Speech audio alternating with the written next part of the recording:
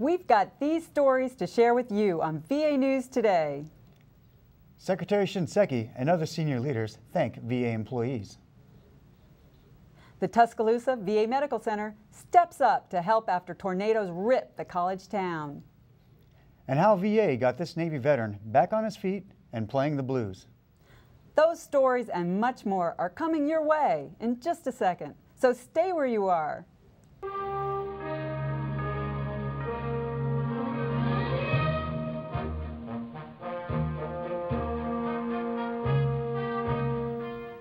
Hello, I'm Jeremy Wheeler with the Employee Education System's Washington, D.C. Resource Center.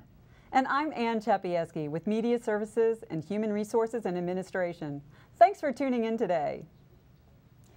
VA leaders at Central Office went all out every day last week to make sure VA employees were recognized for their contributions to the nation's veterans. They did a number of things each day of the week to reach out to employees, including an opening ceremony in the Sonny Montgomery Conference Room with Deputy Secretary Gould and Assistant Secretary for Human Resources and Administration, John Sepulveda. Gould joined Secretary Shinseki and other senior leaders in the lobby to greet VA Central Office employees arriving for work. Employees were duly impressed.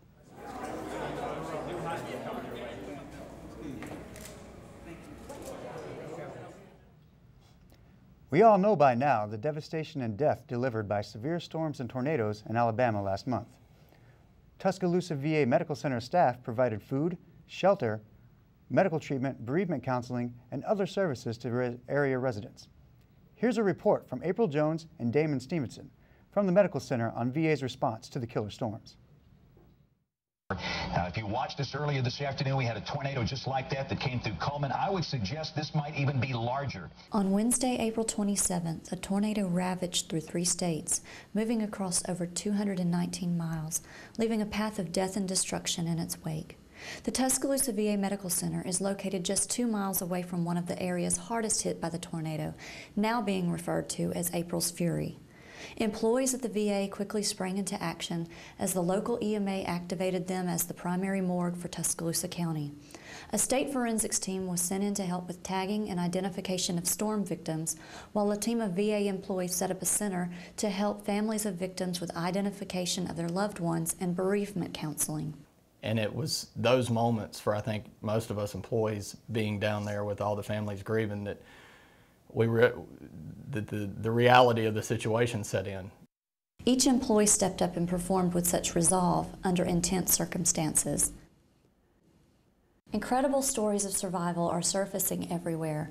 Many employees of the Tuscaloosa VA lost everything they had, such employees as husband and wife Jeff and Cassie Munford. Once we came out and went out the back way, our neighbors' cars were stacked up in our backyard. The top of our house was completely gone. All of the furniture was sucked out of it. And the feeling that I had was, I was thanking God that my family walked out without a scratch. Many of our veterans in the community have also been affected and are now being housed temporarily until FEMA can provide aid. Once we got to the Belk Center, there was a man asking, "Are you a veteran?" And if so, move over here, stand in this group, stay together. They gave us something to drink, so it couldn't have been about 10 minutes. And there were then we got told there's 2 VA vans out there.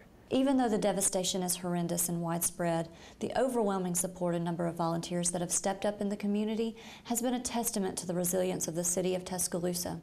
Neighbors helping neighbors, church groups forming support and supply teams, and rescue workers working around the clock to locate victims and survivors have all been the norm in the last several days.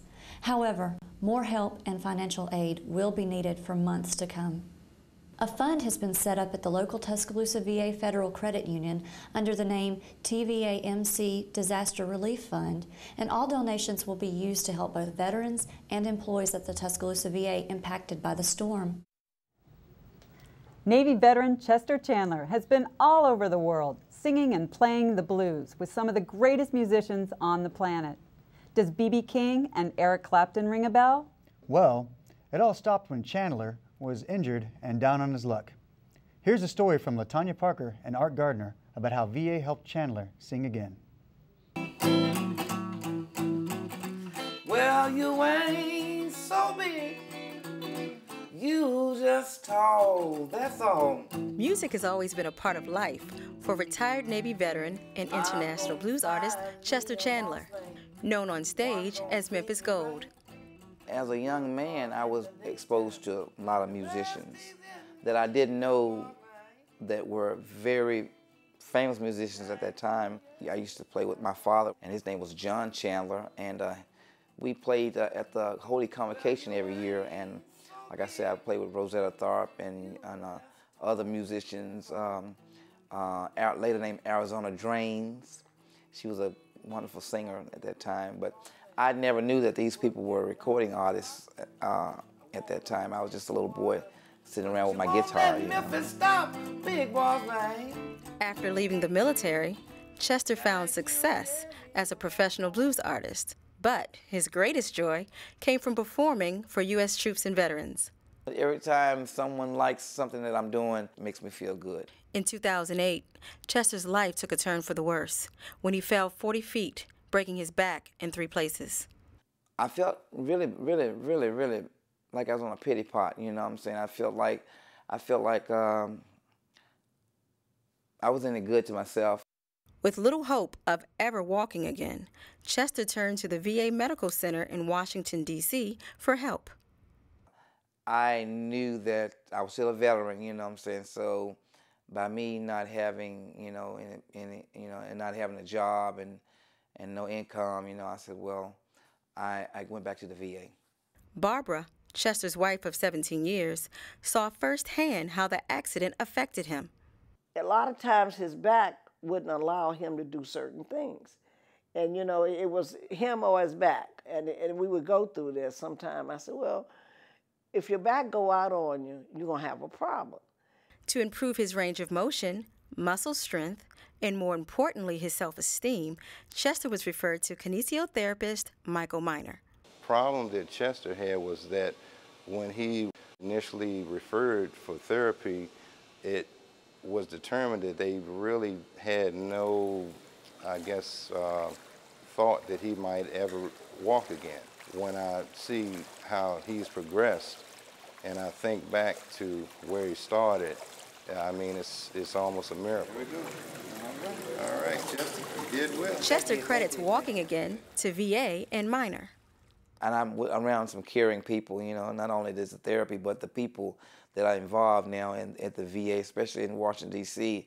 I mean, it's really very professional, and I feel pretty satisfied with the help that I'm getting.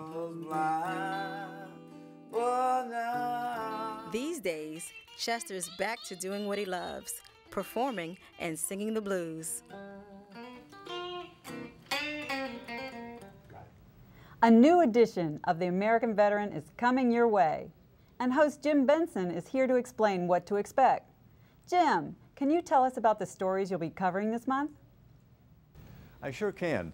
On this month's edition of The American Veteran, we take a look at a weekly radio show focusing on health care issues for veterans, home-based long-term care for disabled and elderly vets, serving the needs of veterans with spinal cord injuries, a partnership to share health care resources between VA and the Army, along with honoring those who've given their lives for our nation. That's the rundown. Hope you'll join us. Thank you, Jim. The American Veteran can be found on the VA homepage. Just click on Media Room, then Video. You can also watch it on the VA's Knowledge Network, the Content Distribution Network, and the Pentagon Channel. While the death of Osama bin Laden held the attention of most on Monday, May 2nd, President Obama awarded the Medal of Honor to 2 young American warriors who paid the ultimate sacrifice for freedom in Korea more than 60 years ago. In a White House East Room ceremony, the president presented the highest award for bravery in combat to family members of Army PFC Anthony Kahoahanohano and Army PFC Henry Zvela. President of the United States of America, authorized by Act of Congress, March 3, 1863, has awarded, in the name of Congress, the Medal of Honor to Private First Class Anthony T. Kahoahanohano, United States Army, for conspicuous gallantry and intrepidity at the risk of his life above and beyond the call of duty. The President of the United States, authorized by Act of Congress, March 3, 1863, has awarded in the name of Congress the Medal of Honor to Private First Class Henry Zvela, United States Army, for conspicuous gallantry and intrepidity at the risk of his life above and beyond the call of duty.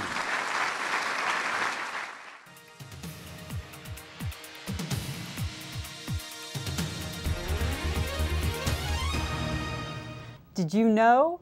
VA has established a web-based pilot project that's like an online campus for VA clinicians and other professional clinical staff to access electronic health record training 24/7. Here's a video to help you understand.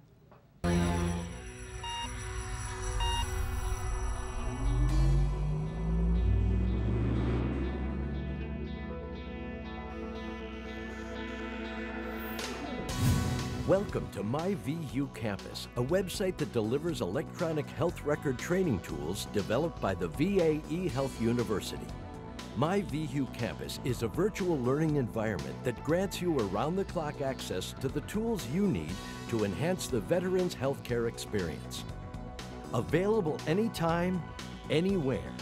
MyVU Campus is accessible to all VA employees and puts valuable electronic health record training opportunities right at your fingertips.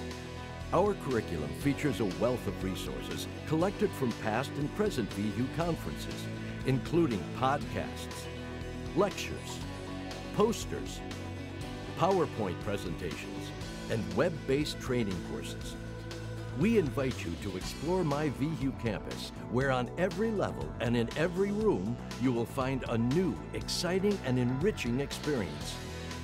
Our educational programs are focused on you and will continue to grow as we move forward, adding virtual conferences, live video streaming, and new networking opportunities. Best of all, our campus is open 24 hours a day, 365 days a year. We look forward to you enrolling in the MyVU Campus community today. And don't forget, MyVU Campus is your VU campus. That's all we have for this week. Next time we'll have a report on National Research Week at VA. I'm Jeremy Wheeler. And I'm Ann Czapiewski. Before we go, we want to take a moment to say goodbye to VA News videographer Art Gardner. This is Art's last show. He has resigned from VA to return to Cairo, where his wife, Emily, works for the State Department. We wish them success and happiness, and a safe return when Emily's tour of duty ends. Have a great day and the rest of the week, everybody.